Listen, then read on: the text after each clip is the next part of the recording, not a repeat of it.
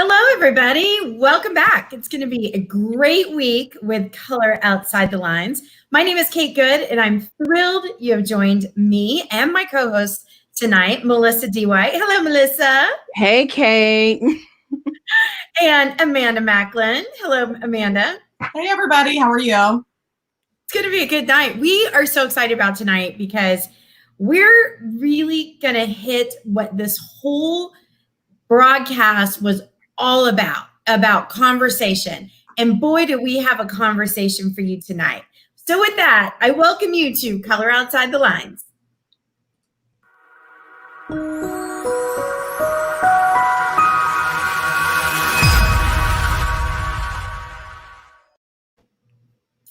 Well, why are we doing this show tonight? We are doing this show because it's really all about taking this time that we're in and having a place where we can talk about it, we can share our feelings. Most of all, we can listen and we can learn. We really kind of started out this whole thing to have conversations with each other and then invite experts in to educate ourselves. And we have seen so many comments over the past couple of episodes that it just really set the stage for what our topic is tonight. So before we talk about that topic, I want to have Amanda talk to us about some of our stats. Sure. So last week I was really excited to give the stats, and then we had episode 3 with Dr. Badalora. So that was super exciting. I think that episode got shared a lot and opened a lot of conversations, I know, with me, and I think probably with Melissa and Kate as well. So as of earlier today, we're at over 1,100 fans and followers on the page. We've reached right at 29,000 people total. We've had 14,700 views. Wow. 134 people have shared our episode. So we'll remind everybody, share this tonight too, if you will. Yeah. And we've had over 7,100 engagements. So people commenting, people responding, people That's loving crazy. So super exciting. We thought it was going to be 3 friends having a conversation and people would eavesdrop, and now it's turned into this, and we're getting really good guests. But today I'm super excited because we know most of these people that we're going to be talking to. So that's even more exciting because we get to hear our friends and our family and people that we know through the industry talk about what it's done and conversations that have opened because of it. So I'm thrilled. My heart's like racing right now.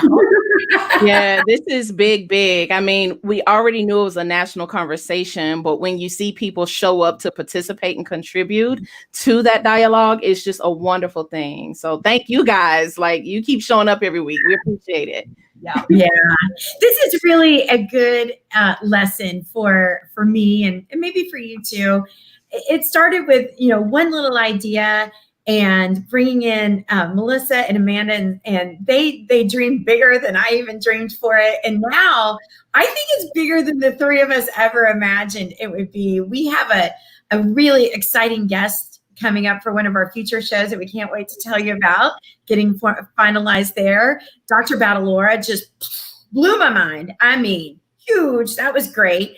But really what has touched me most is all the comments, the shares, the participation, the views, people watching it from beginning to end and sharing it with people in their communities that can really make a difference. That's just incredible. And this is more than I ever thought it would be. And there's so much good news to share. So why don't we get on to our good news? Melissa, you want to kick off with some good news tonight? Absolutely. I'm excited about my good news, which is national news. I just hit the press yesterday that Colin Kaepernick has been nominated or will be nominated for a Nobel Peace Prize. That is, yes. That's bigger than any NFL career, right? That to me is so monumental for so many reasons. I mean, he's just an overall good human being who literally sacrificed his career for something he believed in. It was not a popular thing to do. He put himself out there. And then even when his motives or the issues he wanted to shine light on, it was totally misconstrued, but now full circle. How his taking a knee in protest, people are starting to better understand what that symbolized. It was about police brutality the entire time, and that he stood fast. He didn't waver. He didn't shrink back, and he has set such a global example. And I know he didn't do it for that. He did it for the cause. And so I honor Colin Kaepernick. I can't wait to see if he makes the nomination list, and even bigger if he wins a Nobel Prize. So I think that the Nobel Peace Prize is the Super Bowl for humanity. So it just fits, right? It does fit. Yeah, it does. What do you guys have for your news of the week?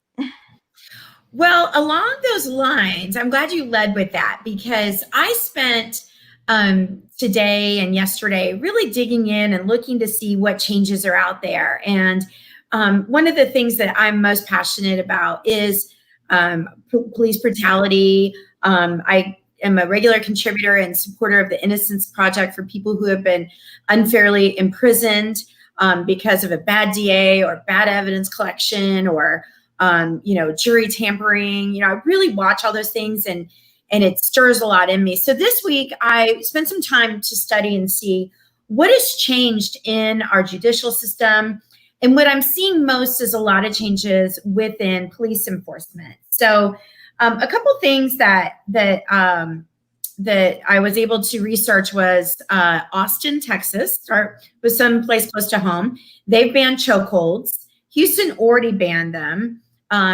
Dallas is making a lot of changes, immediate, just happening right away, changes to what's going on. And these changes are also being seen in Washington, D.C., California, and Nevada. They've all banned chokeholds. Wow.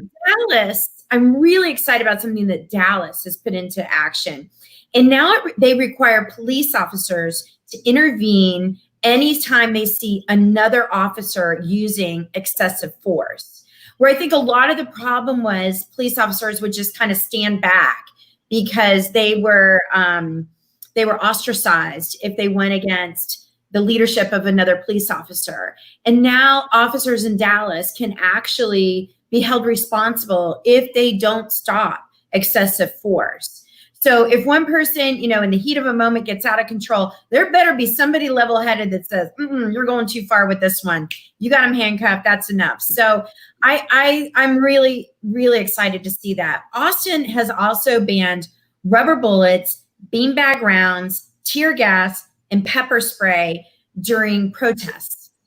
So Good. I think that will promote peaceful protesting. That deserves some hearts and likes. Yeah. And then along those lines with police brutality, there's also been a national database that has collected and documented police violence at all the demonstrations across the country. And they have documented more than 500 examples of police brutality just in the demonstrations over the last 30 days.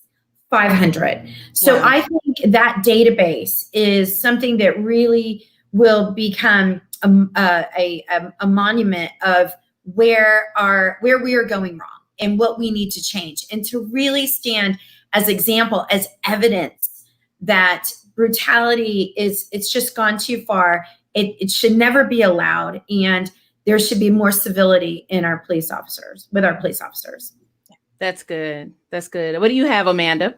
Well, first of all, I like the database of police officers. I think that once, and I'm sure we're going to do this in a future show when we talk about the policing in America, but if we have sex offender registries, if license have to go out to pharmacists, and all of that is documented, we have to push for that with police officers. So I have two good news. I'm sorry, because I've realized over the last 3 episodes I love to talk, but one, NASA headquarters in Washington, D.C. is going to be named after the first African-American engineer, Mary Jackson. So if you saw the movie Hidden Figures, Yes. Mary Jackson is, but it was just announced yesterday or the day before that the new NASA headquarters in D.C.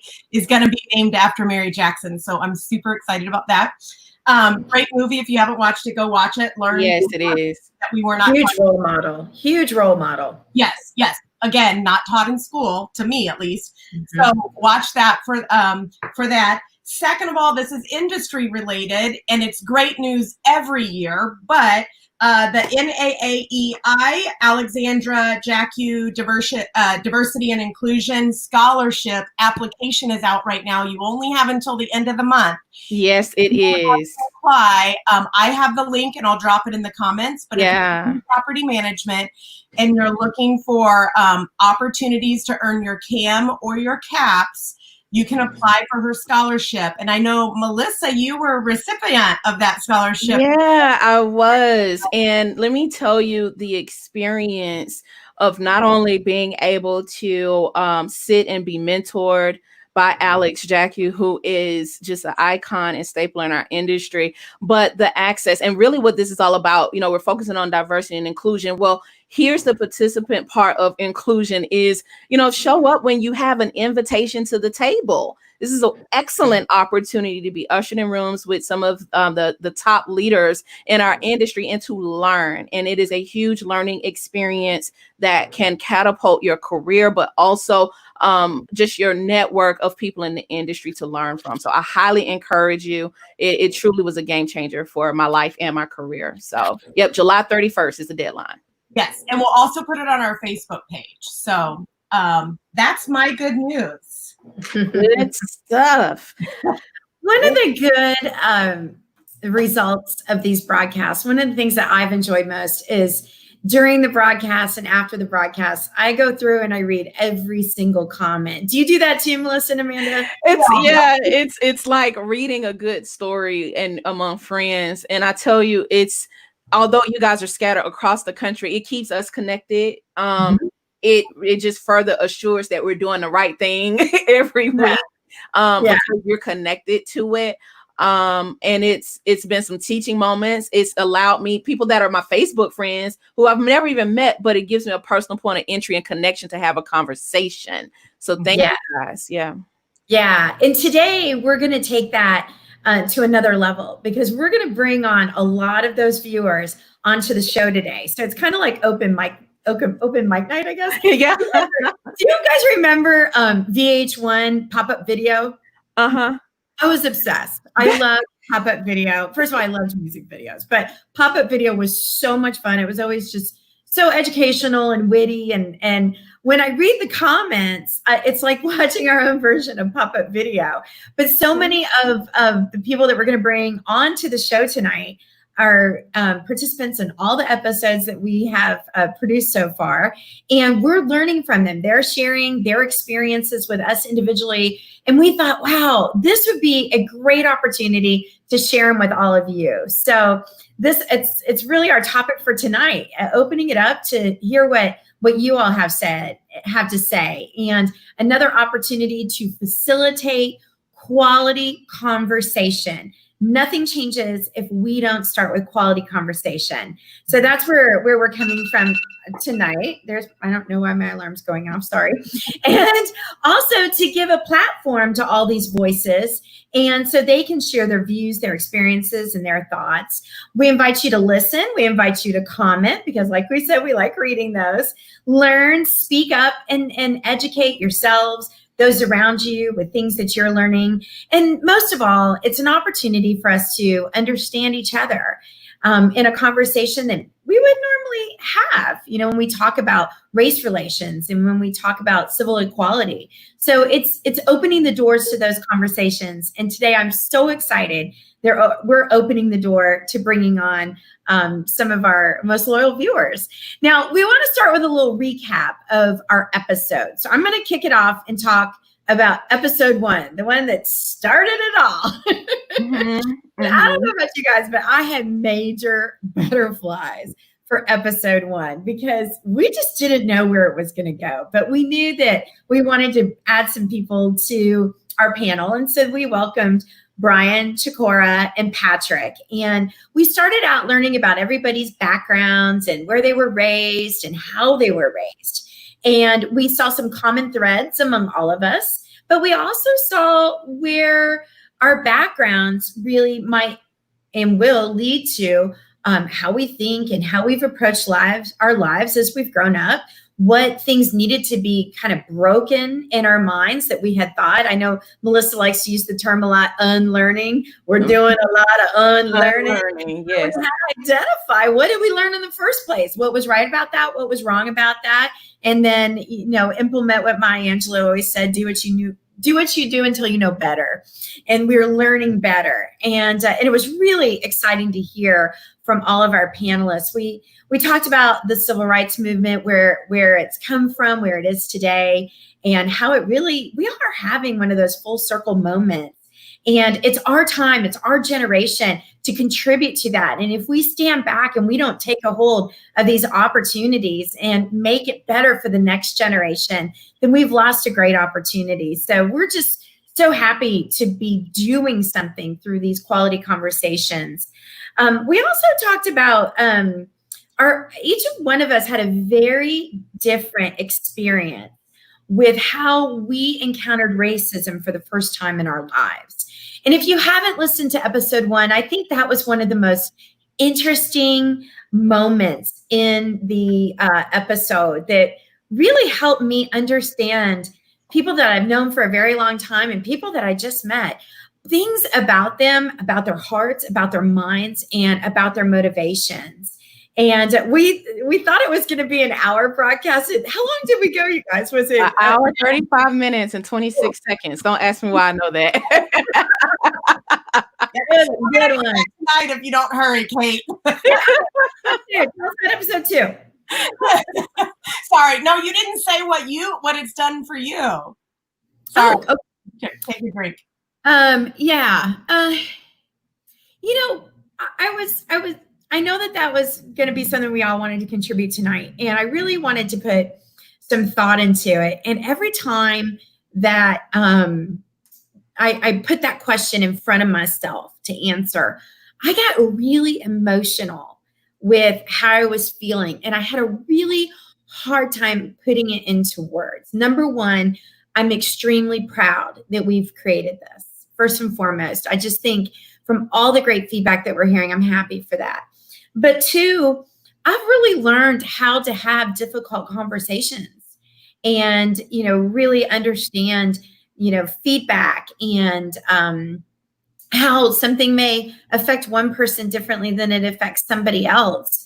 And, that might have to do with your race, that might have to do with your background, or it may just have to do with your views on civil relations, whatever it is. We all have equality in mind, but we all have different thoughts about getting there. And it's really been just a heart-opening experience for me to hear everybody's thoughts on that.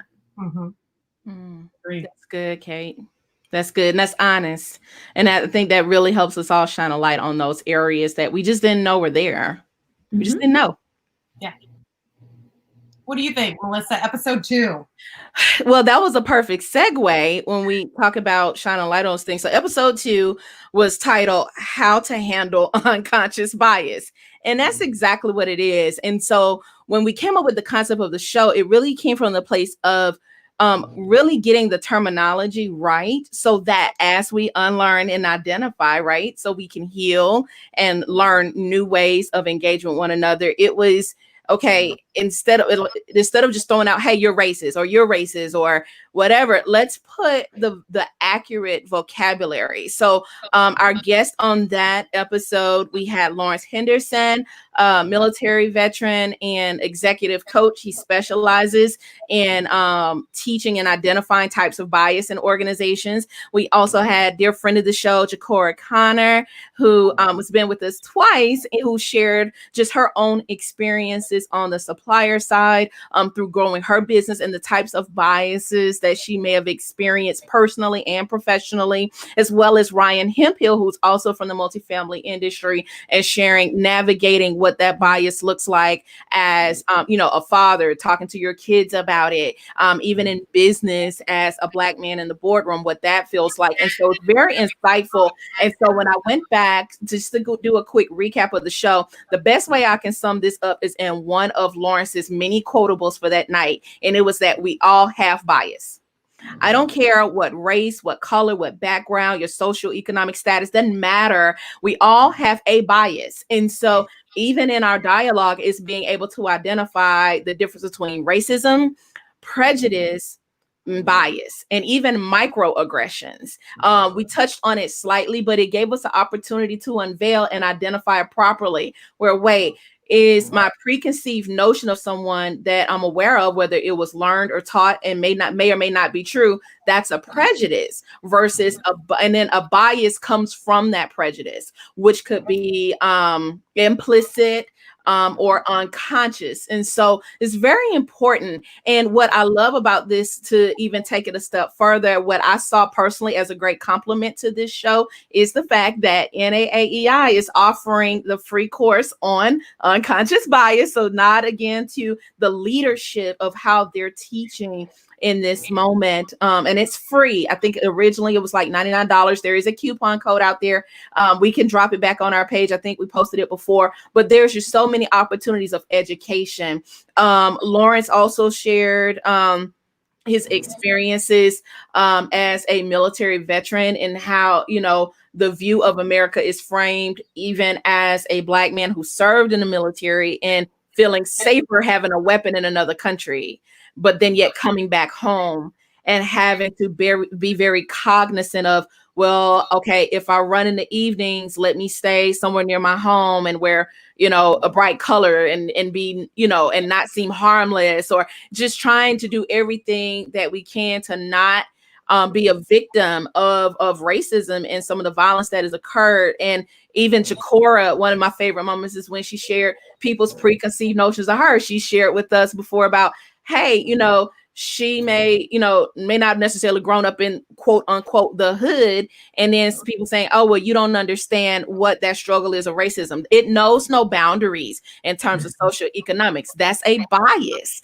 Or even sharing, hey, people may have thought of she being a Black female that her husband was a white male just because she had amassed some level of success. So just being clear about, like, wait, where do the assumptions come from, and then calling ourselves and others out on it to correct it. So yeah, episode 2 was great. To just that's when the scales started to fall, like, for real.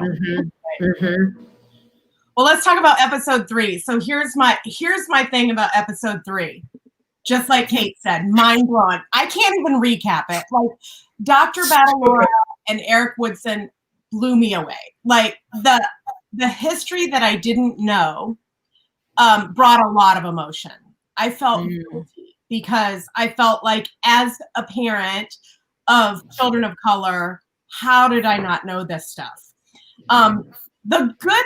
It's not good news, but the comforting news in that was when I talked to so many of my friends, and Robin is one of them that's on the show tonight, she didn't learn it either. So again, it's all how, and we grew up in the same town, so that was probably by design that we didn't know. But the things that I felt like I should have known, and especially raising children of color, I didn't. And I felt guilty, but then I felt so refreshed afterwards to know, like, I can research this, I can read books, I can figure out the true history of this company or country. And I fully intend to do that. I've already started, and I'm doing more of that. I also feel like this show has brought me a lot of comfort, because I feel like it is a safe place, that even just between the three of us, we've had really emotional conversations. You guys both know that I love you dearly, and we're not going to necessarily agree on everything, but what I've learned is we can have these deep conversations judgment-free, and really get to the bottom of how we can affect change moving forward. And if that means that we're the three vessels that have kind of started this, it's so much bigger than the three of us. But Yeah. I'm really happy about that. Lawrence, everybody loved Lawrence, right? So one of the things that I learned, or that I follow him now on social media, and one thing that he said this week is, this is not a moment, this is a movement.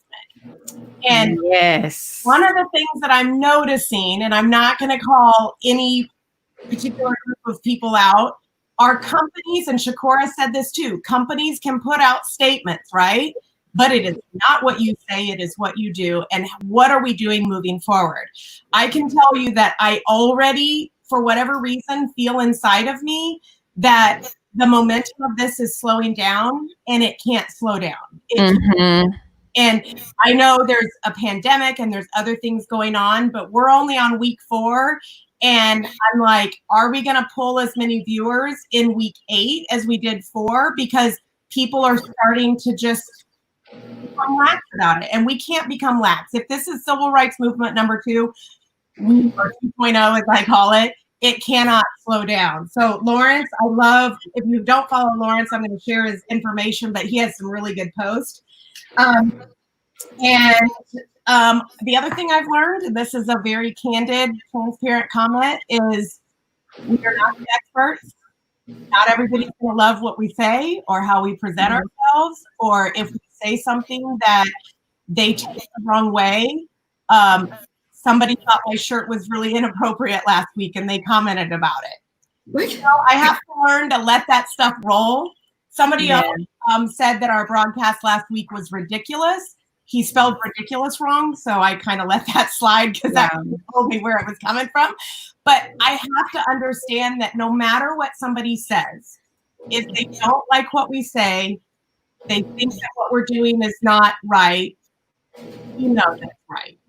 And I have to not live for somebody else's approval and understand that it's going to be okay. Not everybody's going to agree with us. Yeah. But we're doing what's right in our heart. You know, I believe that you create space for those that you're called to serve and who are calibrated for a message like this, who are ready to receive it. And you're right. We've had to show one another and the world a whole lot of grace. Everyone won't agree. And I think really it's about how to be amicable and really fight fair, if you will. Like, it's like, okay, well, we can't come to terms, but at least I heard you, you heard me. I may even understand, and it's still mean that I changed my mind. And that's really what this is about.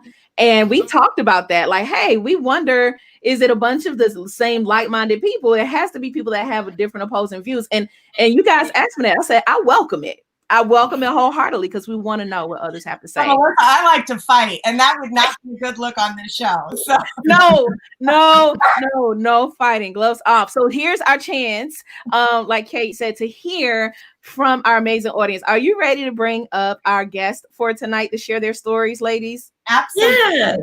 Yes. First, let's bring up Stephanie Anderson. Is she there? Stephanie.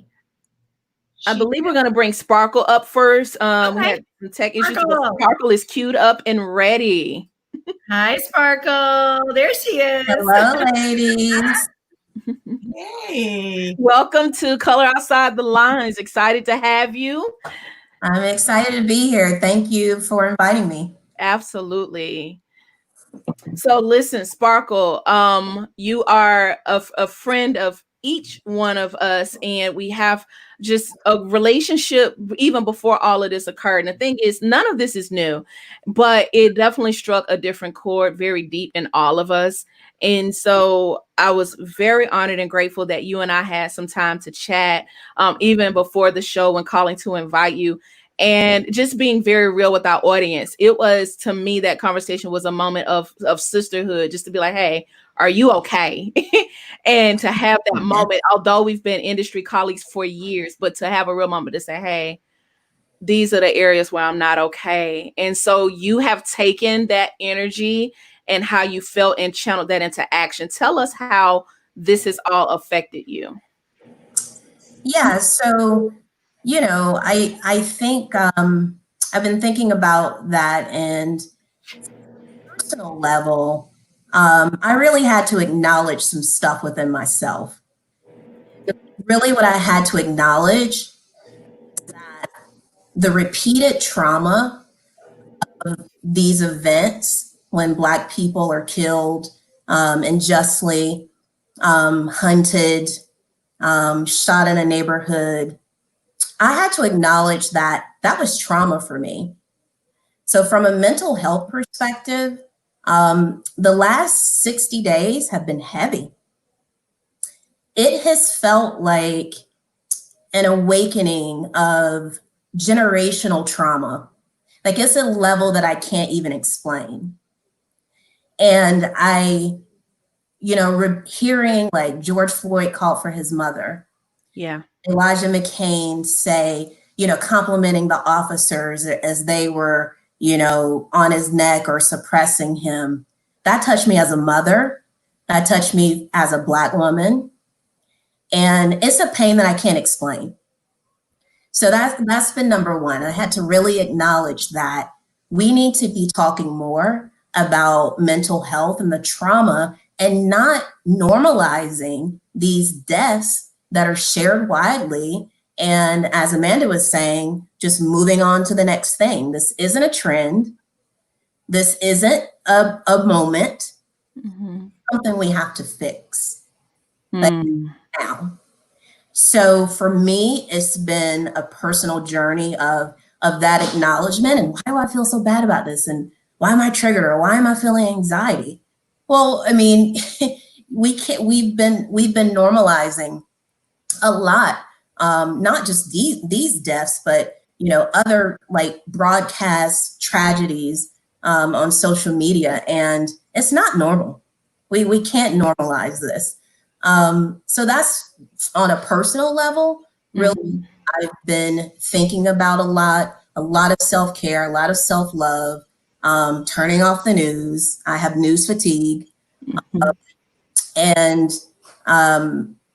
engaging when I feel up to it, and turning down when I don't.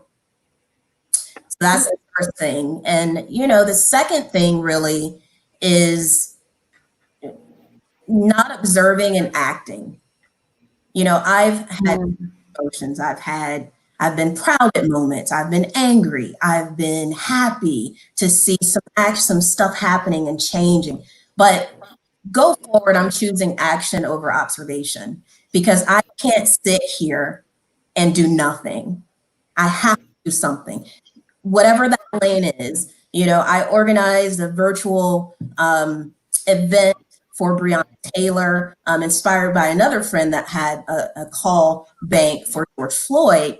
And just put the information together for people to kind of quickly do it. If that's all you can do, do it. If you can donate, do it. If you can protest, do it. If you can call your officials, do it. But I just can't sit here and repeat the same things personally and not feel like I'm a part of the solution. Sparkle, I want to thank you for putting that together. You did a lot of research and opened the door for me to make those phone calls, write those letters. And, every day I want to make a change too. And you made it so easy for me to participate. So I thought that was amazing action you took. Yeah, and I thank you for jumping in, and all the other friends watching and hear that helped. And that's what I think. I've been thinking a lot about, why am I here in this time? Like some really deep thinking, like, another observation was just that no matter how you think you've made it in your career and where you live and the car you drive, I'm still Black first. And to acknowledge that I haven't made it until my children and my grandchildren don't have to deal with this. Nothing else matters. I feel that so deeply, that if all of us aren't free, none of us are free. And regardless of, like you said, if you made it or if we appear safe, Sparkle, I often think of, we have Black partners and children and, sons and daughters and family members, and you consider could be either one. So that resonated with me. And so you answered one of my questions about the action that you personally have taken. Is there anything specifically that your company has done over at Key Homes or any other community efforts you've seen since, the recent occurrences since May or at all in this area? Yeah, well, we took a really strong stance against racism. We called it out for what it was. Call a thing, and call it out. And we've done that. And we actually have a pretty new leadership team that's only a couple months old. But even before this, we were already talking about the changes that needed to happen. Not that we had necessarily issues there, but just like, let's start a diversity inclusion board. Let's do it. So even before this, we were on the path to doing more to have a culture of inclusion. And so I'm thankful and just proud to be at an organization that said, not here, not ever, not on our watch. And so there's definitely going to be a lot of work and outputs that come out of that. And I know that not everyone has that opportunity or has that organization that has stepped up or made a really strong stance and then plan to put action behind it. That's the thing. How long will you act and behave like your statement and like your black square on Instagram? Sounds like a poignant challenge to put out to everyone. How long will that black square apply? That's good, Sparkle. I appreciate that. Well, thank you so much for your time, your energy, and your organizing. You have stepped up as the leader you are. And so we're looking forward to collaborating more with you to support and do the work. Thank you. Thank you. Thank you, ladies, so much. Thank you, Sparkle. We'll be talking. Bye. All right. So next up, another great friend of the industry who has put his money where his mouth is, to say the least. Just going to bring up my friend, Dean Boswell. Dean's company, 13 After. He's done some shifts that I'll let him explain in terms of his business model. But Dean, welcome to Color Outside the Lines. Yeah, thank you so much for having me. I really appreciate it. I have to say, if I had known that I was going to have to follow Sparkle, I don't know for sure, but I'll try not to embarrass myself, at least. No, I have no doubt that you have some pretty powerful and impactful thoughts, because you have acted very courageously and swiftly. And so can you share just with us how joining this series or watching has impacted you, in addition to the recent events from May until now? Absolutely. So this show acts as a way to calm me down a bit. Okay. And I think going back to Amanda saying, she's a fighter, I'm not necessarily looking for a fight, but when I'm pulled into one or called into one, I'm ready to fight. And so I have found myself struggling to sort of dial it down a bit and to be rational when you see these things happen and to have conversations. And for a while, I've been saying on social media to my friends, to family, I'm done talking. I don't want to talk about this anymore. I want immediate sweeping change, and that's it. I don't want to talk about anything else. And so for me, coming to this show and watching the conversations that you're having and watching people interact as part of the audience, watching the comments go back and forth, that has really helped me to see another angle, because I've had people in the industry who, and I've made it clear to some folks, we need to, as a multifamily industry, we're providing housing, and there's a whole lot that we could talk about there, but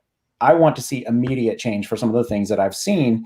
And I've had a really great friend and mentor say, let's don't topple it, let's build it up from the inside. And so I took that advice and shifted my company, 13 After. It's no longer a company. It's actually a website for racial justice and specifically for reparations. We're working on some changes now, but that's the goal of that site, is to draw people in, specifically white people, white business owners, and people who can and should donate and should donate time, money, all of that.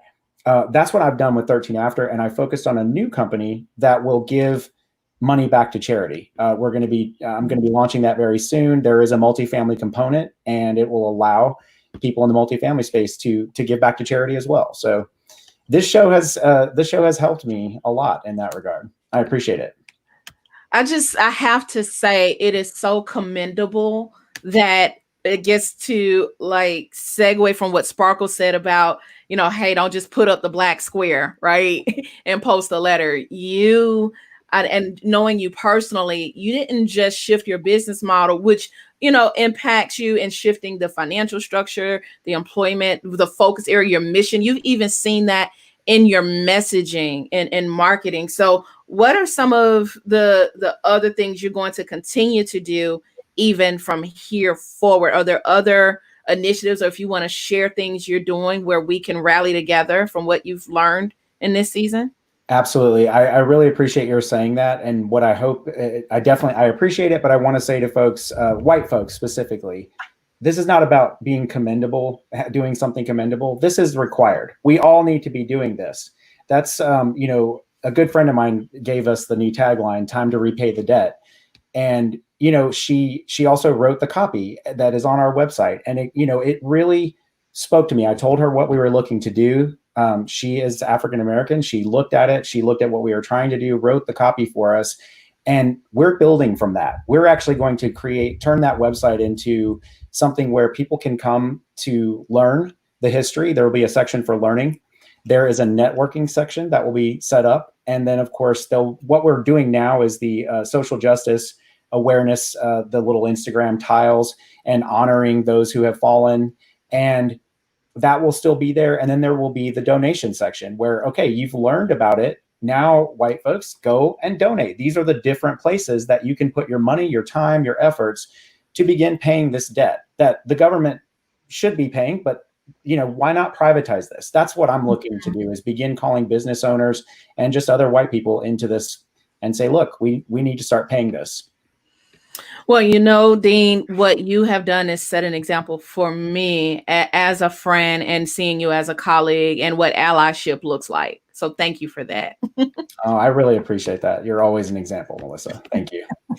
Awesome. So next we have up, I'm going to pass the mic here to Amanda. We're going to bring on two friends who have a phenomenal story, Robin Zachary from Hayes Gibson and Monica Plank, her friend, and they have quite the story on how this has shifted their friendship and relationship. Yeah, so I'm going to introduce them officially. So I don't know if you guys know, a couple of weeks ago, I talked about my best friend growing up, and I was pretty much raised by her parents as well. They were like my surrogate parents. My friend's name is Janice, and Robin is her sister. So Robin adopted me too and would let me follow her around because she was the cool cheerleader at my high school. And I met Monica through Robin. So one thing that's really touched me, and I really hope to not get emotional, but they watch every single week together. Okay, I'm going to let them go. They watch every single week together. This is like their weekly time together. And I want them to just tell what it means to them watching this together, what they've learned, how it's open conversation. There's kids involved on both sides. So you girls I just wait for Robin's text every week because they can't always watch it live, but she texts me every week to tell me how it went. So I will let you guys take it away. Can you hear us? Go first. Yeah. Okay. Well, I so appreciate being here. Yes, I can. Can you hear me? Yeah. Yeah. Can you hear us? A little delay. Yeah. Okay. Okay. So I appreciate being part of this program with you all tonight.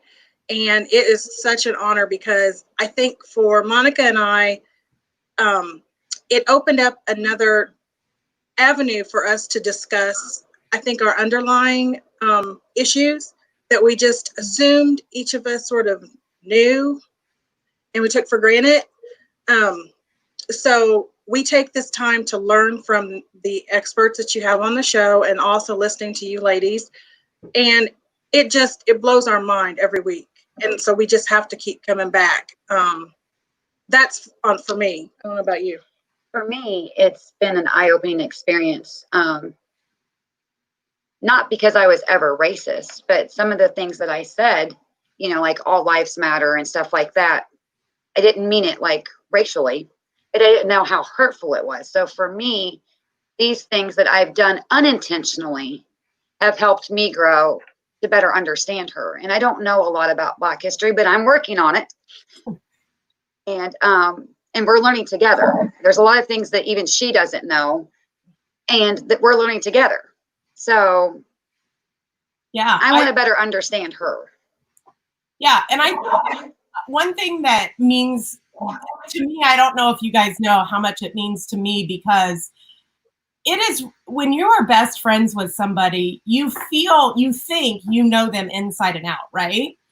But I'm never going to know my Black friends inside and out because I haven't lived in their shoes. You know, I haven't experienced the same things. I haven't had to have the same conversations with my children as maybe, you know, Robin does. I mean, I have children of color too. So I have had those conversations, but as white people, I do think empathy is just something that is really, really difficult for us, especially when it comes to race, because we've never walked in those shoes, right? So when Robin told me that you guys were watching it together, I was so happy because I think it opens up lines of communications, and Robin can say, hey, when you would say this is how it hurt me, or I've told you this is what I feel, and now it's being validated on the show. So let me ask, what are you guys doing to change either stuff at work? Robin, I know that you work in our industry and you actually work with Alex Jack Hughes, so that's kind of a cool little connection that I didn't even know we had until recently. But what are you guys doing like in the community? And I know that you and your parents spent Juneteenth together and celebrated that holiday together and educated yourself. But in your families, in your friendship, in your life outside of the show, what has changed? I'll start. What's changed for me is my children, like making sure my children are involved in this movement. Because I believe that if we don't change their outlook on this, we're going nowhere. We have to change the next generation, and that's where it starts. Because we can't fix some of the older generations because they think the way that they think. But how we're going to move forward is changing the next generation's minds, in my opinion. And making sure my children stand up for what is right, even if they stand alone. Be bold, be proud. Absolutely. You, Robin? Yeah. For me, personally, I think I used to be sort of really shy and didn't want to talk about these discussions with a lot of people because I didn't know how I would be perceived. But I think it's allowed me to open up more and just go with it. My girls, I'm teaching them a lot of history that, of course, we weren't taught here, Amanda. So we're learning a lot together. And at work, they are starting a diversity and inclusion group. So that's something that I'm hoping to be part of as well. Great. Well, I know that I touch base with you guys every week, so I get your weekly updates, but I really appreciate you guys joining. This story is so close to me, one, because I know you both, but two, because I see myself in that. And I remember being so close with your sister and growing up with Janice. And I think I said some pretty insensitive things. And I feel bad. Agreed. I have as well. And it wasn't really, I have done that as well. So you are not alone in this. Yeah. But we can make it right. Just like you said, you know, even if you stand alone or, you know. We absolutely can. Yep. Yeah. So our generation is going to make it right. We're going to make sure our children make it right. And we're going to keep on keeping on. So thank you both for joining.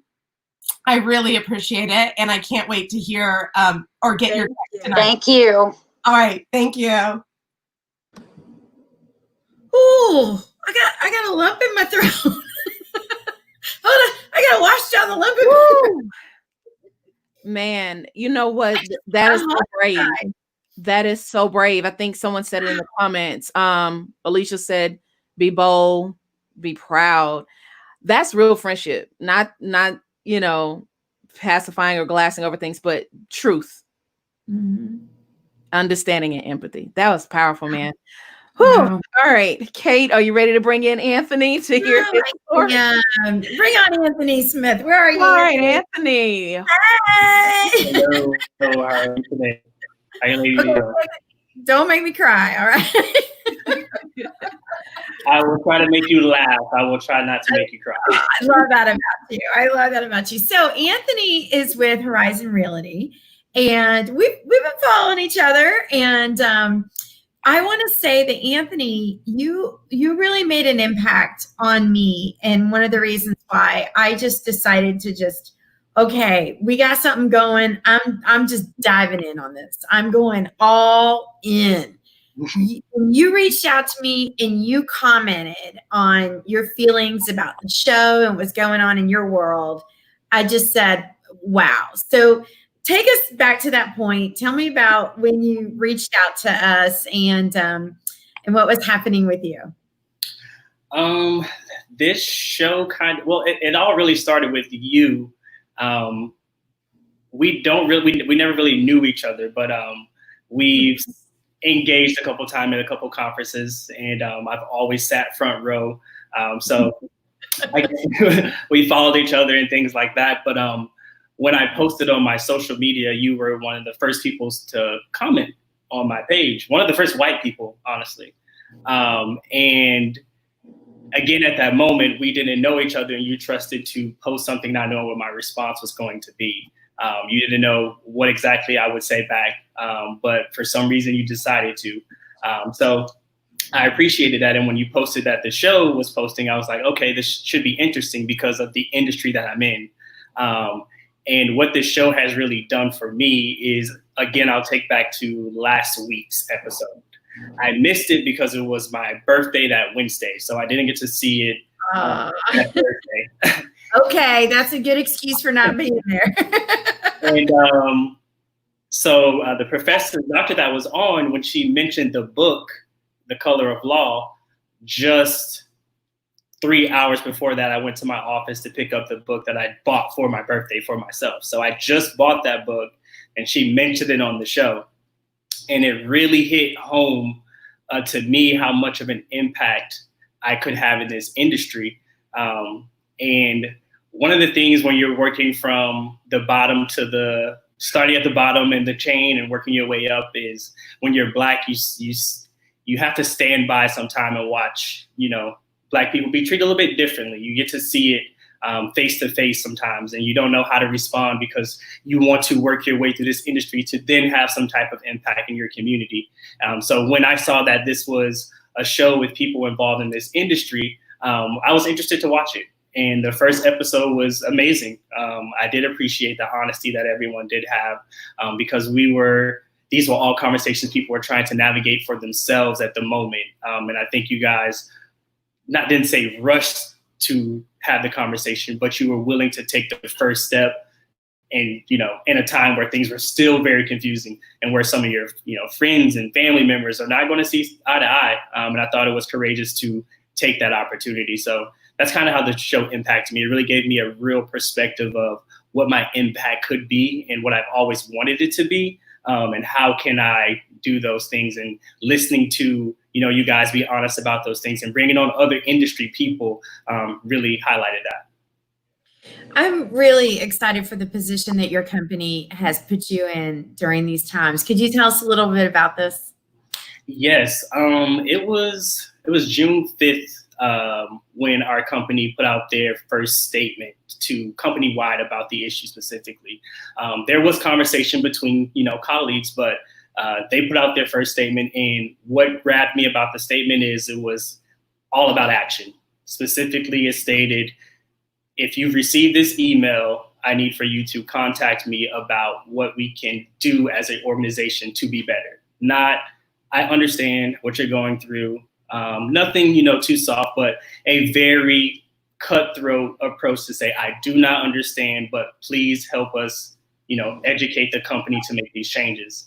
That came out, the 5th was that Friday. That following Monday or Tuesday it was, I've only been in the company for a year, but they reached out to me specifically with the help of, my regional who brought me in, and she put, me as someone that could really lead this because she knows me for a long time. And, the partners and the CEO reached out to me, and it was, are you willing to help us navigate through this and, MC this conversation that we're going to have company-wide the following Friday on a Zoom call.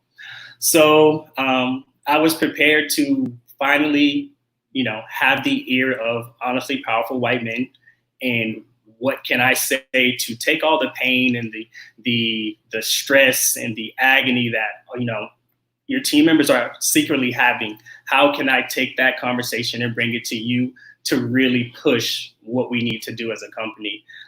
And I'm very thankful that they gave me that show. They gave me that opportunity. They gave me that platform within the company to really express to them and hit it home what it's like and what we need to do. And, I'm excited for the steps that we're taking. So where has your company gone from there? I love that you started with that courageous conversation, just as we have. What are some of the actionable steps that your company's decided to take? So just within the first conversation that we did have, it was about, the first email was about, we're looking to donate. We want to match 2-to-1 donations based off what you're looking for. What you want to donate to. We're not going to choose. We're not going to say we're donating here. We have properties all over the country. So, it was best for us to reach out to some of the local places that are within those, areas that some of the, students can really benefit within the communities that we serve, rather than just, choosing something that, could be backing something different that we're not aware of. That was one of the first steps that they brought out. And then that just really took off. It was, hey, let's have another conversation the following Friday, and we need more action, more opportunity, and we need to bring everyone's ideas to the forefront. So with that, we are discussing a bunch of different opportunities for team members.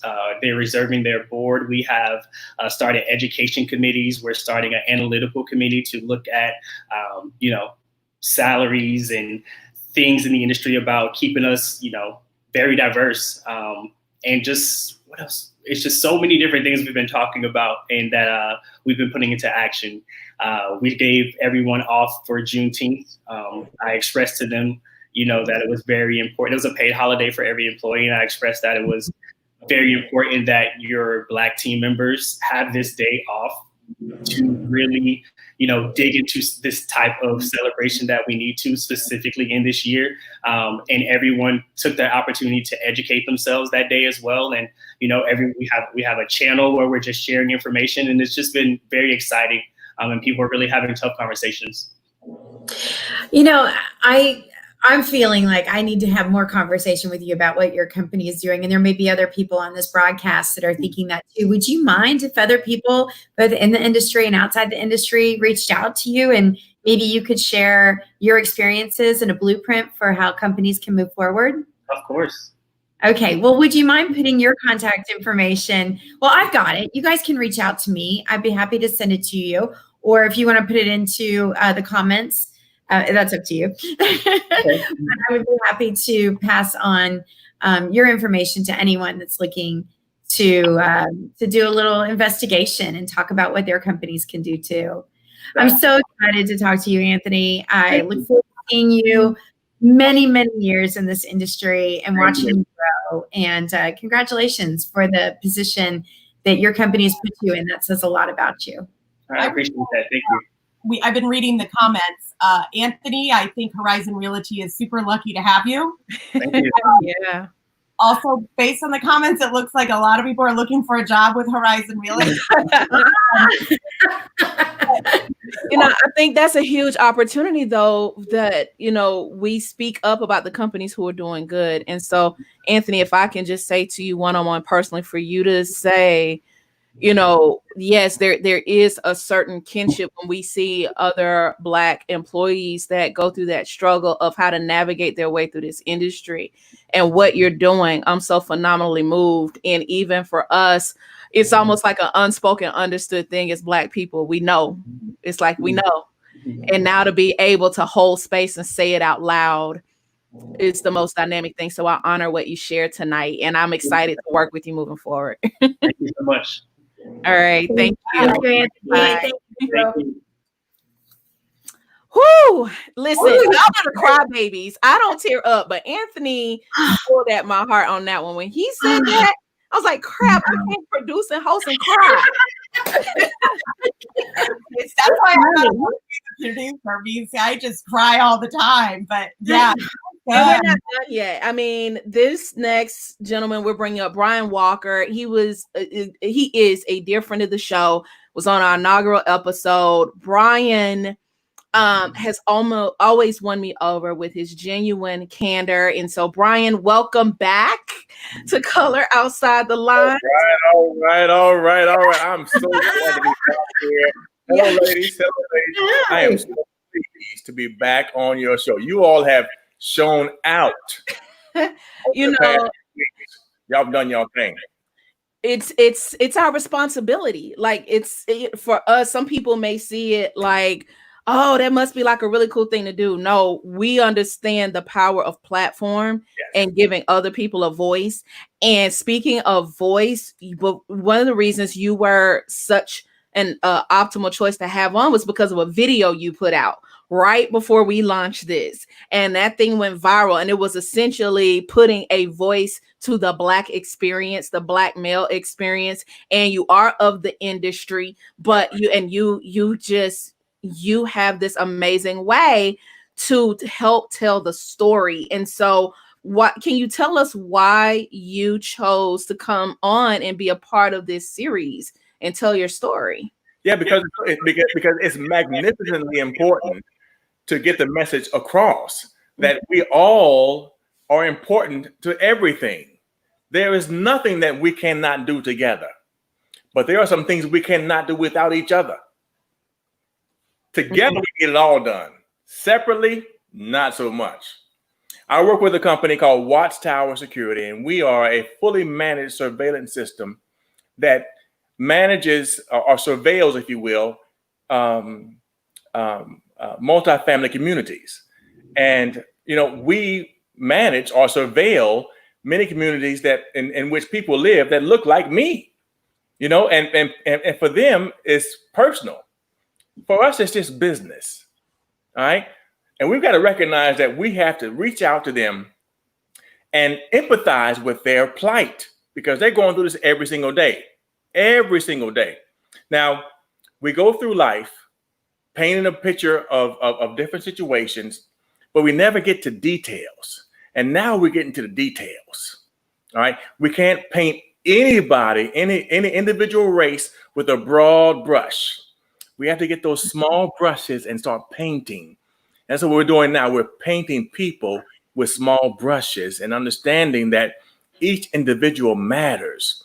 In my company, when this first happened, we had a Friday morning meeting that we always have. And we went about the meeting as regular. And they never mentioned what had happened with George Floyd. I'm like, hold on now. Before you leave this meeting, we must talk about police brutality and systemic racism. We must talk about that. I'm the only Black face on the screen. Hope I can say that. I'm the only Black face on the screen. So I'm like, listen, if y'all don't talk about it, I got to raise my hand, because if I don't talk about it, I'm silent. I'm forgiving everything that has been done and been said. I cannot do that. So since then, we have started our diversity committee. Watchtower has always been involved with at-risk youth through their Towers of Excellence. And now they are starting a diversity committee that is really drilling down into these situations at hand. And I am so pleased to be part of Watchtower's team. Wow. You know, the fact that you understood the impact that your silence would make, because silence is saying something. It is. Whether we like it or not. And so for you to say, hey, listen, I have an obligation to speak up. You share some of the things that Watchtower is doing. So thank you to Watchtower, not only for giving back to youth, but now understanding the need for diversity. And I love hearing these stories of companies that are stepping up to do that. What are, I guess, is there anything you've learned or personally had to change in your stance, which is a different perspective as a Black man as a result of watching this show? Have you heard something that has made you sit with some of it? Yeah. I've had to learn that people just don't know. I mean, and you don't know what you don't know until you know what you know. And it's important that you know. It's important that you know. You know, people that come across with a nonchalant attitude, oh, Brian, you know, just forget about that. Forget about that. Listen, we've had to look at these things and deal with these situations forever. And they have not, and they have been unapologetic for the things that we've had to endure. And now that we're raising our voices, they want us to keep quiet. They wonder why we're making such a big noise about things that are going on, because they've been going on for a long period of time. You all haven't noticed them, but they've been big. They've been substantial in our lives. And now you understand why. But now we've had to make a fuss. We've had to burn some things. We've had to loot some buildings. I don't agree with that at all, but I understand it because of the anger of it all. But now that we're calming down, and I think her name is Sparkle, we cannot let this go. We cannot let this cannot die down until it's changed. There are so many people that still believe that the status quo is cool and it's correct, and it's not. And it's not. Now I go 6'4", 225. All right, I have not many problems with many people out there. I ain't got a whole lot of problem with people that come against me. I try to speak eloquently. I try to look the part. I try to do my business and go home. All right. But those that cannot do that, listen, you can't judge them. You can't judge a book by its cover. Until I open my mouth and you see me, you may not understand who I might be.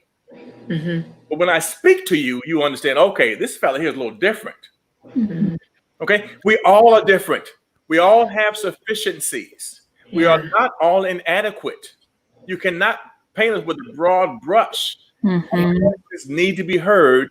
And those that have not been able to utilize their voices need to begin to utilize their voices for positive rather than negative. And you cannot discount me because of the color of my skin. I speak, I'm going to say this out loud, guys. I speak better than some white folks I know. I live better than some white folks I know. You understand? Yep. I should be treated as that. Yeah. You know, Brian, it is honest, but you know what the sad reality of all of this is, like Sparkle and I said in her segment, is that no matter how articulate or educated or polished or groomed, that has not stopped before. Right. People still see Black if they have that prejudice or that racism or that hate in their hearts. It's like it doesn't matter, you know, all of the things that we've accomplished. You know, that it has not eradicated the hate and murder and the killing. It has not. It has not. And I want to make sure that you all understand. I am not trying to belittle anyone at all. I'm just making the comparison that they make toward me. Yeah. So, Brian, I'm so glad that you were on our first episode. I wanted to tell you that you have been a big part of my journey, and what you said. I was having a really hard time with I was fine with the protesting, and I really understood it, and I wanted to be a part of it. But the violence and the rioting that would come as the sun went down and night fell and areas were getting violent. I have a home on the Country Club Plaza in Kansas City, and it was ground zero for all of that. And I was having a really hard time with it in that moment. And I really wanted to just burst on our first broadcast and talk about it. Yeah. But I put the question out there because I was there to not speak, but to listen. And you said, I don't like it, but I understand it. I understand it.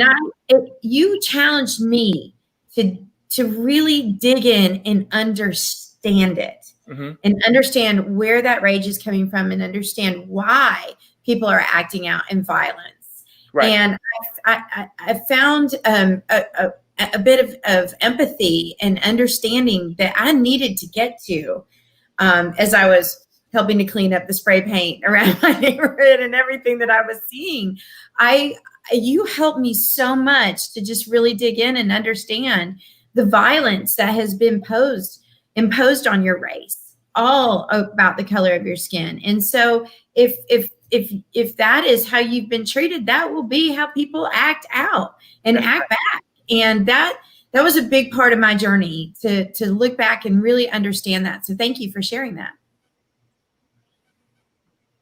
Absolutely. Now, I'm going to say this to you guys, and I'm sure my time is short, but if white people were suppressed and enslaved for any reason at all, for any period of time, in any situation, it would be a different conversation. They would be as angry as we are, and then some. So people need to understand that if it was reciprocated, you got to understand, how would you feel if you and your ancestors for years and years and years and years and years and years have been denigrated and treated less than regularly all the time? They weren't a human being.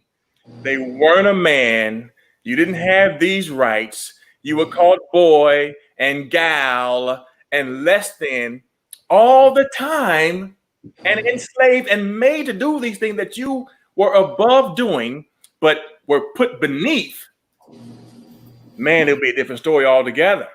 So if you can put yourself, and there's no way that you can, but if you can put yourself into the black race's position, being captured, well, first of all, being invaded, being captured, being transported against your will, being enslaved, being bought, sold, raped, everything else, separated, the whole nine, this would be a different conversation. Yeah. And people don't understand the importance of the veracity of all of that. White folks would not listen to me. Well, we hear the power and understand I think now, Brian, here's the beautiful part about the time we're in now. We know that this is unlike any other season prior to this, where our cries have gone unheard. I think we're finally, I don't know that anyone would ever truly understand that. Much like Amanda said earlier, like, hey, I'm not black. I can't get, I don't always get it. But the way you have so eloquently put it, I believe it is impressed upon our hearts that we can't stop here. So Thank you for so much for all that you share to enlighten us and to open our eyes and our minds. Thank you for being here with us. Absolutely. There's so much to say. I say it with respect. We'll be back. Listen, I say it with respect that I was not given. Believe me, I say it with respect. I do have to tell you something really funny, Brian. Before you said, I speak better than a lot of white folks, I got a text from a friend that said, I love this dude's voice. Listen to him. Radical truth. Thank you so much. I say that respectfully. You understand? I say it respectfully. Yeah, totally. We appreciate you, Brian. Thank you so much. Hang around. We'll bring everybody back on at the end. Thank you very much. Thank you very much. And last but not least, Amanda, you're going to introduce our final guest tonight. Colette. And here's the deal. I know Colette very minimally, but have you ever just met somebody and you're like, that's my girl? Like, guys, that was me and Colette. We met in a bar in Dallas. We worked for the same company. I knew the moment I met her, that we were going to bond. And honestly, I don't even know if we ever saw each other more than 3 times, right, Colette? No, but we were like, she's my people. Yeah. I don't know how, but I knew from the moment she's my people. And we've gone our different ways. We work for different companies, and we have kept in contact. And I think through the events of May 25th, it's kind of started our dialogue more via text and Facebook. She apparently knows I need to be educated because she sends me lots of material. But she now works at Redfin. I'm not for sure if you guys know about Redfin, but I'm watching in the comments, and there's a lot of Redfin employees and fans. Yeah, you're getting a lot of love in the comments. I think I'm kind of starting to feel like maybe I'm not as close to Colette because it clearly has a lot of other fans, and I'm getting jealous. But she has a heart of gold. Somebody that I think can look at somebody like me and say, I like this girl and I'm going to help this girl like get a little smarter. But she is an inspiration to me. And I'm like, you have to be on this show. She watches either live or recorded each week. She's turned a lot of Redfin employees onto the show. But I'm so excited, Colette. Thank you. Sorry you had to wait so long in the waiting room, but no, it was great. It was awesome. It's like the leading up to my girl. So just tell me a little bit what you have found in the show, why you watch this show, why you have shared this show, and kind of what you've taken away from it. And hopefully and I'll be honest, when I first heard about the show, I was like, oh, that's going to be great. I can recommend it to my white friends because I don't need that. I'll be honest. But I said, that's doing the same thing that I'm asking other people not to do to me. It's assuming I have all the answers. It's assuming that I can't learn. It's assuming that I can't be better in how I am when I encounter people of different races. So I love the show because you guys are just real. Like we don't have all the answers. We're going to mess up. We're going to say the wrong thing, but we're also going to have that hard conversation that we all need to have. And that's what it's really reminding me, that we need to have those hard, uncomfortable. Some days they exhaust me and I just got to watch 8 hours of Hallmark or something because I can't deal with anything else kind of moments. Yeah. Well, great. So have there been any conversations or topics that we've covered, Colette, that just really stood out to you, or you took away something and you're like, I really got to share that? Yeah, last week, and especially because Redfin's in the real estate industry like you guys, and I think that's an industry where we really have a chance to make a change, and we should make a change because it's an industry that's been a large part of the problem. We put in laws in place and we redlined and put people in separate communities and segregated them. And it reminded me last week when you guys were talking about the economic impact. Like, if you don't have the resources, if you don't have the voice, how can you expect it to be an even playing field? People over and over say the problem with affirmative action is, well, they have the same opportunities. No, they don't. If you don't have the access, you don't have the knowledge, you need to make it level somehow. I've had friends say, well, I'm not a racist, me. And I say, I get that. And then they'll say, well, I've been discriminated against. And they'll tell me something from 20 years ago. And I'm like, so your one thing 20 years ago is what you're comparing to the fact that, as Brian said, I walk out my door every day knowing I can't take this off. I can go in, I can be the most educated person. I have 3 degrees. I can know the subject, but I can walk in that room and the first thing people are going to see is my color. And that's just the way it is. I know there's a set of rules that I have to live by. Like, I never go anywhere without my ID. I don't care if I'm going around the corner or a mile away. I always carry ID because I'm always just like, I don't know what could happen. And I need to have some type of ID on me. Wow. Well, one of the reasons, other than the fact that everyone loves you, that I've really been impressed is just what you've shared with me about Redfin and how they're making a change. Well, I feel like they're a really progressive company anyway, but Yeah. can you just tell me a little bit about, you told me a couple of things yesterday that just blew my mind about your Slack channel at work, and then a couple of other things. Can you talk a little bit more? Sure. It's an amazing company, and it's even more amazing. I've been there less than 6 months, and the platform or the opportunities they've given me to have a voice, I don't think any other company would, and I could have been there 10 years. Recently, one of the things we did, it was about as long as your show, more or less. It was like an hour plus where we just pulled Black employees from within the company, and we just let them talk live to the company. There was no script. There was no, you can't cover this subject or anything. And our CEO came on at the end and, chatted a little bit about how much he had learned. But there's not a lot of companies that are going to be that bold and risky, because you don't know what, 6 people might say if you give them a platform and there's no agenda. But they said, we just want you to be real because we need our employees to know what you're experiencing, We had the Black Lives Matter on our website for a while, and we have a Slack channel where you can ask our CEO questions. There's no requirements. They're all posted anonymously, the way it's set up.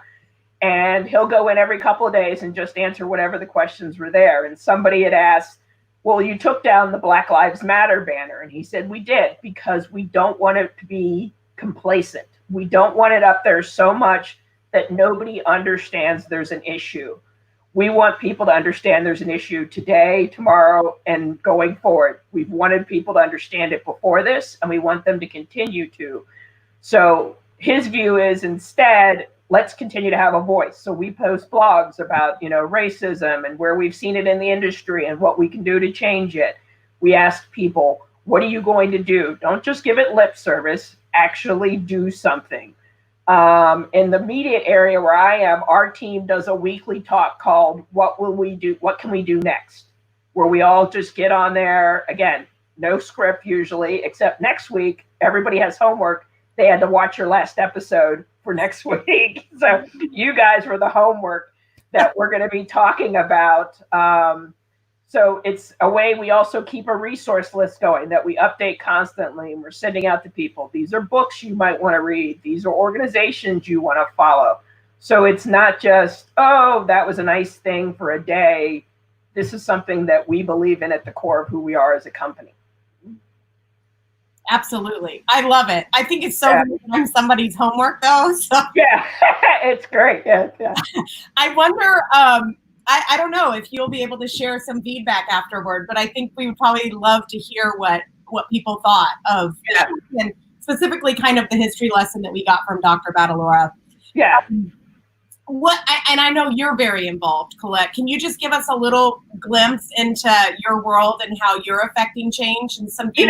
I think all of this kind of almost, I want to say, broke something inside me, that a lot of the things that I've dealt with, I maybe pushed down or just, didn't talk about as much.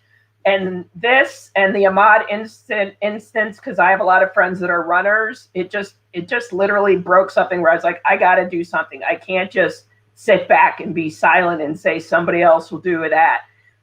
So it's really made me kind of open my voice and go in. Here's who I am authentically. Here's how I can help.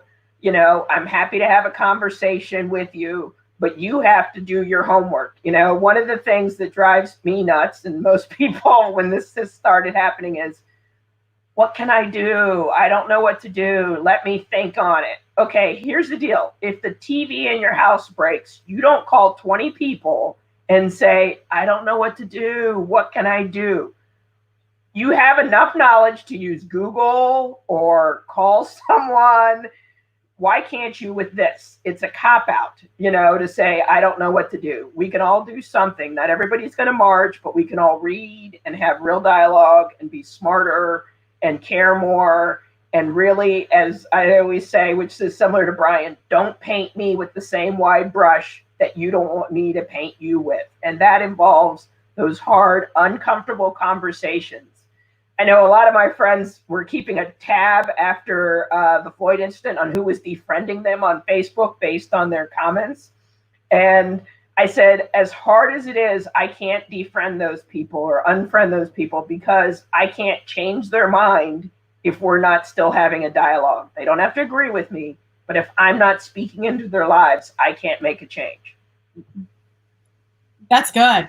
I probably should go to my blocked list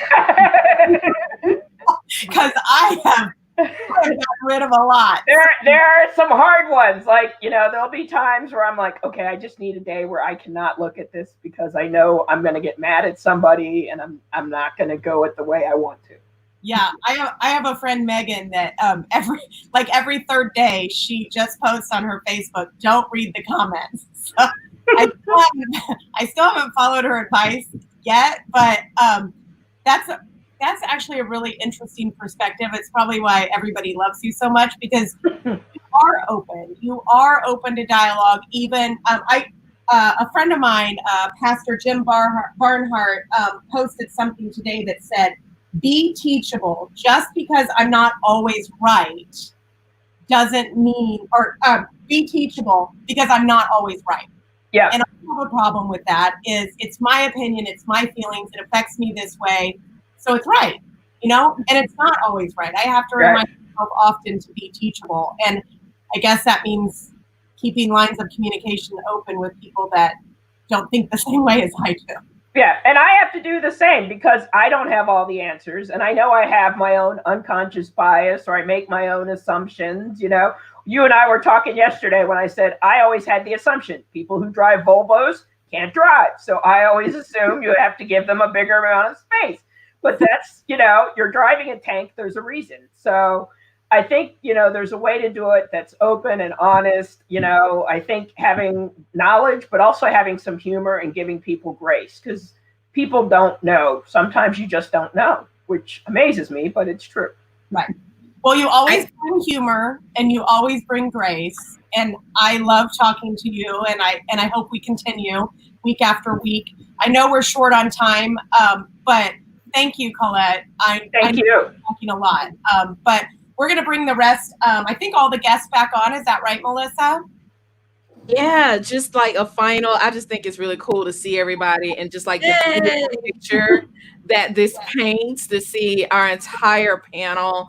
You all have been so generous and loving and kind and sharing your stories tonight.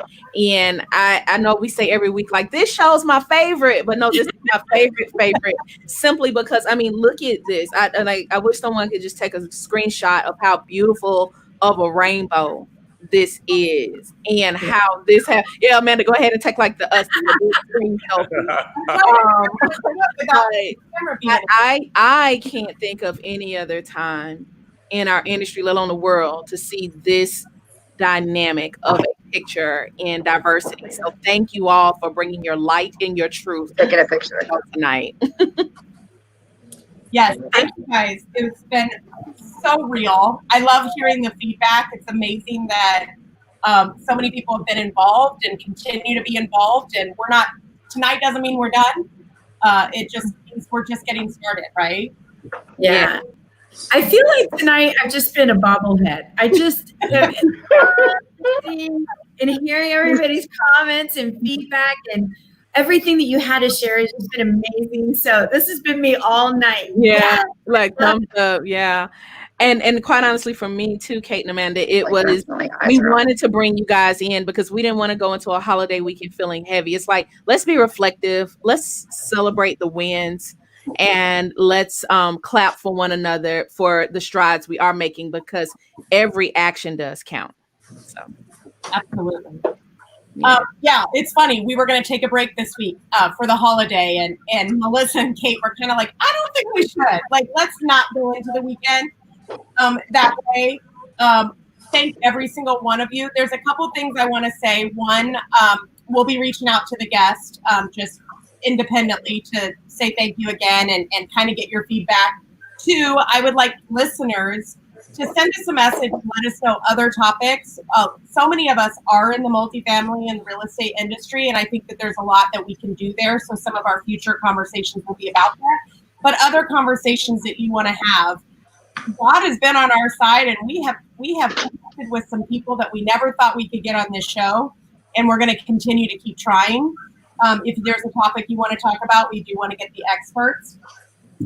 And we're back next week. Is that right? Yeah, we're back next week. So before we wrap up, guests, if you want to just drop your comments, if you're comfortable sharing for people, how people can connect with you, you don't have to say it, just drop it here, because you're all doing great things with your companies. And so if others want to connect and align and support, we want to welcome them to do that. So Kate, I think we can call it a wrap. What a show. Thank you. What a show. Thank you, everybody. We really appreciate you giving your time tonight. To all of our followers, thank you so much. Please share this episode so that more people see it as the week progresses. All right. Good Thank night, you. everyone. Good night. Thanks, guys. Bye. Thank you very much. Thank Thank you. Thank you.